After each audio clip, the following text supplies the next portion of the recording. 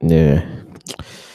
All right. I gotta hear it again. All the Bud fanboys and oh my god, did you see what Bud did? Oh, spectacular. Oh my goodness. Y'all really gotta stop it.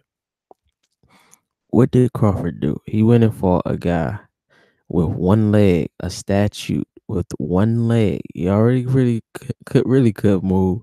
Boy done got shot in his leg. Now he moved. I mean, he hobbles. He hobbles around the ring. He was almost worse than Highland and fought Charlo. He's fighting with one leg. Nah, let me see. Let me see my scorecard. Now, early on, he looked all right. He looked all right. He definitely has some stamina issues.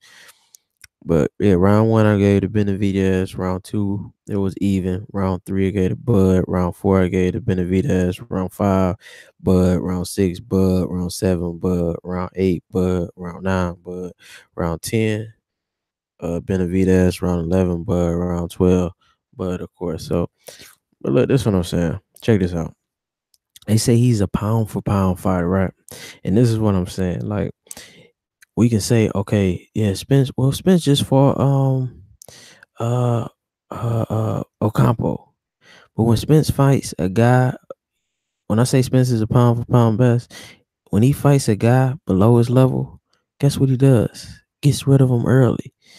Um, I heard people hating on Big Baby Miller. When he fights a guy below his level, what do you do?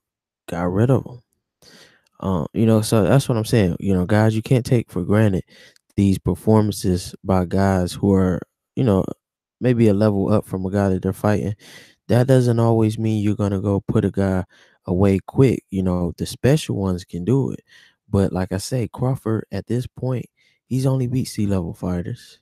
So he's a C plus at 140, depleted 140 division, beat a bunch of C-level guys, did what he was supposed to do. Had some close fights with some smaller guys, Gamboa. Um, they try to hype up and Ndongo. See what Prograde did to him. Jeff Horn had the referee against him, got the fight stopped early, but he was a school teacher. People overhyping that. Then he fights Benevidez on one leg and they act like, oh man, this is spectacular. Moved up come on, man. One-legged guy. He's a statue. Style built perfectly for Bud. Still see nothing special. I don't see anything special in Bud. It's like they done brainwash people. Oh man, the switch up. Oh man, this, and that. He's done nothing until we see him against a guy who we know that is special as well. That people see like, okay, yeah, something about him. You won't know what Bud is. At this point, he's Broner 2.0. And I keep saying that he had the same type of hype. And maybe the Bud thing is a little bit more because he's on the top ranked side, and that's one of the biggest boxing propaganda machines. They can make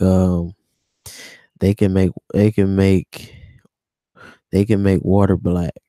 You know what I mean? Like they can make something that is solid, and they can sell you that it's hollow. You know what I mean? So it's smoke and mirrors, as Spence said. If Spence fought this guy, he doesn't go past 3 rounds. I mean, I don't know what was really impressive. Took him 12 rounds to put the guy down. One leg, and it takes you 12 rounds to put a guy down. And this is your pound for pound guy. This is your pound for pound top guy. Oh my goodness. The standards of today. We're living in a time where the generation of participation trophies are judging the cultures now, and they are easily impressed.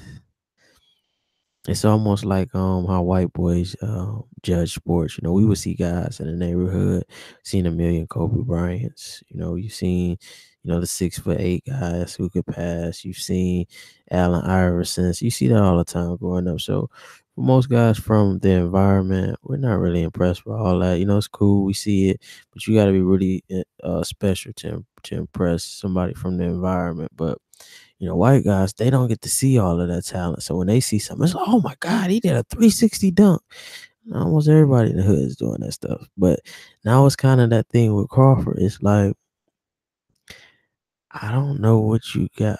I'm guessing it's the switch up that's getting you guys. Because he's going out there. If this was basketball 1-on-1, he's beating Mike Conley, he's beating Kyle Lowry, and he's beating Darren Collinson. And you guys are calling him the best. And I mean, have the standards got this low? Are you grading these guys on the curve this low? I mean, after tonight, if you can't tell what Spencer's gonna do to Terence Crawford, I really don't even want to hear your opinion anymore. I mean, you need to be drug tested. Maybe you're drinking a little too much alcohol. Maybe your antidepressants isn't working. You're off your meds or something like that.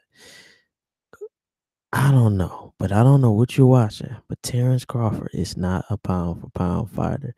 And tonight against Benevidez, we seen why. 12 rounds to stop a statue with one leg. I don't know what else I have to say. He showed you that. We know what Spence would have did with the boy. And then they asked him at the end of the fight, so, bro, what do you want to do next? Who you want next?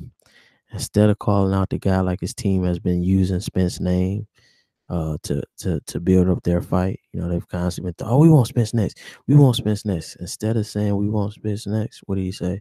We want all of them. Why did he say that? Because it's just another way to play with the fans. They don't want Earl Spence. They know they're going to put him in a bunch of fights throughout this contract with more mismatches. Like I said, you could have bet $20 and won $240 off of this fight. So he was heavily the favorite, and it took him that long to put him down. Sad. And they're going to put him in many more mismatches, and they're going to try to sell it to you like it's something good, like it's a red velvet cake, like it's worth paying for. But it's going to be the same garbage. Bud fighting C-level guys, and they're overselling it because Top Rank is a propaganda machine. And now they have a big player like ESPN, which is owned by Disney, and they also own Fox. So this fight really isn't hard to make if they wanted to make it with Spence, because we know who the big dog is, and the big dog in it, the big money in it, owns both sides. They don't want to fight Earl Spence. They want to play with the fans. They want to keep giving you Bud versus C-level guys and telling you that Bud is elite. Take the glasses off. Bud is not elite. Took him 12 rounds to stop a statue with one leg. Trap Media, we're the only channel on YouTube that's giving you the truth. Stop letting these people lie to you. Wake up. Bud Crawford is not a pound for pound fighter. He's a C+ fighter that hasn't fought a B fighter. And like Broner, when he steps up and he fights a B-level fighter, he will get exposed. And remember, you heard it here first.